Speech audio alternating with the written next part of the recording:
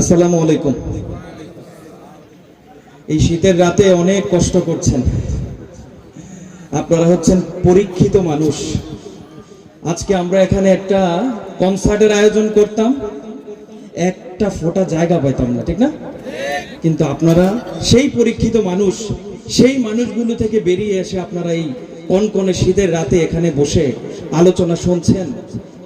এর চেয়ে বড় ভাগ্যবান আমি মনে করি পৃথিবীর মানুষ খুব কমই হয়। আল্লাহ তাআলা আমাদেরকে এই পথে কাজ করার সুযোগ দিয়েছেন, আমরা আল্লাহর কাছে শুকরিয়া জ্ঞাপন করছি। আজকে আমার এলাকায় এত সুন্দর একটি মাহফিল আমাকে এখানে আমন্ত্রণ করায় আমি অনেক খুশি হয়েছি এবং মন থেকে আপনাদের প্রতি দোয়া, ভালোবাসা এবং আপনাদের প্রত্যেকটা কাজে নিজেকে শামিল করার অঙ্গীকার করছি। তো আসলে আমি একজন মিডিয়ার মানুষ, আমি আসলে আপনাদেরকে ওইভাবে ওয়াজের মাহফিলে বক্তব্যের মাধ্যমে হয়তো বা খুশি করাতে পারবো না। খুশি করার মানুষগুলো আমাদের পাশে আছেন, খুবই গুণীজন ওরা। তবে একটা কথা বলতে চাই, বাংলাদেশ থেকে কেন জানি আমরা ইসলামকে হারিয়ে ফেলছি। ইসলাম কেন জানি বিভাজন হয়ে যাচ্ছে, আমরা ভাই ভাইকে হত্যা করে ফেলছি। আমাদেরকে ইসলাম এটা শিক্ষা দেয়নি। ঢাকায় দেখেন কত সুন্দর ইস্তেমা হতো, আমরা খুশি হতাম, আল্লাহর নামের উপর তারা জিকির করত, বসতো, ফিকির করত। কিন্তু এখন একজনরে একজন ছুরি লইয়া দৌড়ায়, এটার নাম কি ইসলাম? আমরা কি এমন ইসলাম চাই? আমাদের সমাজ থেকে এই ইসলামকে বিতাড়িত করতে হবে। এই ইসলামের আমাদের দরকার নেই।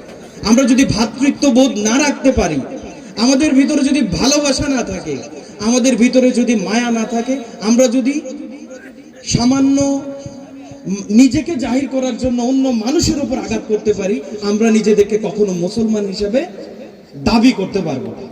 তাই আমি অনুরোধ জানাই, আমরা ইসলামকে এমন ভাবে প্রতিষ্ঠিত করব যাতে আমাদের ভিতরে ভ্রাতৃত্ববোধ থাকে।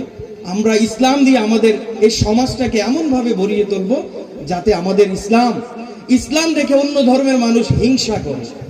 আমি কোরিয়াতে থাকি, দক্ষিণ কোরিয়া, যাদের কোনো ধর্ম নাই ভাই, কিন্তু তাদের ভিতরে যে নীতি আছে, আপনি কোটি টাকার মালিক হয়ে গেছেন, আপনার পিছনে সে কোনোদিনও লাগবে না। কিন্তু আমি বাবাজি, আপনি বাবাজি যদি কোনো রকম টাকার মালিক হইতে পারি, কিভাবে টাকা আইলো এটা খুঁজতে খুঁজতে আমার জীবন শেষ, আপনার পিছনে লেগে।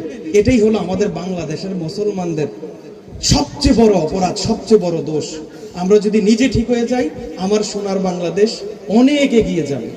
আমরা চাই আমরা আমাদের সমাজে ওই ইসলাম ফিরে আসুক, যে ইসলাম দিয়ে আমরা নতুন এবং সুন্দরভাবে আল্লাহ তাআলা যেই নির্দেশনা নবীজির বদৌলতে আমাদের মাঝে ছড়িয়ে দিয়েছেন, ওইগুলো যে বিধর্মীরা ঠিকই আল্লাহ নবীর দিয়ে যাওয়া গুণগান, তারা ধর্ম নাই তারপরেও তারা পালন করছে, কিন্তু আমাদের ভিতরে আল্লাহ তাআলা এত কিছু দিয়ে দিয়েছে, আমরা দেখছি কিন্তু পালন করছি না। তো যাই হোক, আমি বক্তব্য দীর্ঘায়িত করতে চাচ্ছি না। আমাদের সাথে আপনাদের প্রধান আকর্ষণ বসে আছে, ওনার বক্তব্য শুনবো। এবং আপনারা এটা ভাববেন না আপনাদের পিছনে মনে হয় কেউ নাই, অনেকেই বসে আছে, আমরা হয়তো দেখতে পাচ্ছি না, কিন্তু তারাই হচ্ছে পরীক্ষিত মানুষ। আর যারা ওই ঢোল, তবলা, গিটারের সাউন্ড শুনে এক সেকেন্ডও ঘরে থাকতে পারে না, মনে করবেন তারাই জাতির অভাগা। তো ভাগ্যবান মানুষগুলোকে দেখে অনেক ভালো লাগছে। দোয়া করবেন আমার জন্য। আমি আপনাদেরই সন্তান, কফিল উদ্দিন চৌধুরী আমার দাদা, ওনার লাঠি ছিলাম আমি। আজকে ওই যে অনেক ওনাদের সাথে আলাপ করছিলাম যে আমার দাদা আজকে থাকলে কত খুশি হইতো। তো যাই হোক, সবাই ভালো থাকেন। হুজুরের কাছ থেকে অনেক নির্দেশনামূলক আমরা অনেক কথা শুনবো। ওয়াজের মধ্য দিয়ে আমাদের জাতির এই যে আমরা বিশৃঙ্খল জাতি হিসেবে পরিচয় দিচ্ছি নিজেদেরকে, এই বিষয়ে আলোচনা করবেন। আমরা যাতে সুন্দরভাবে ইসলামকে কায়েম করতে পারি, এই বিষয়ে দিক নির্দেশনা আপনি এই নতুন প্রজন্মকে দিবেন। আসসালামু আলাইকুম।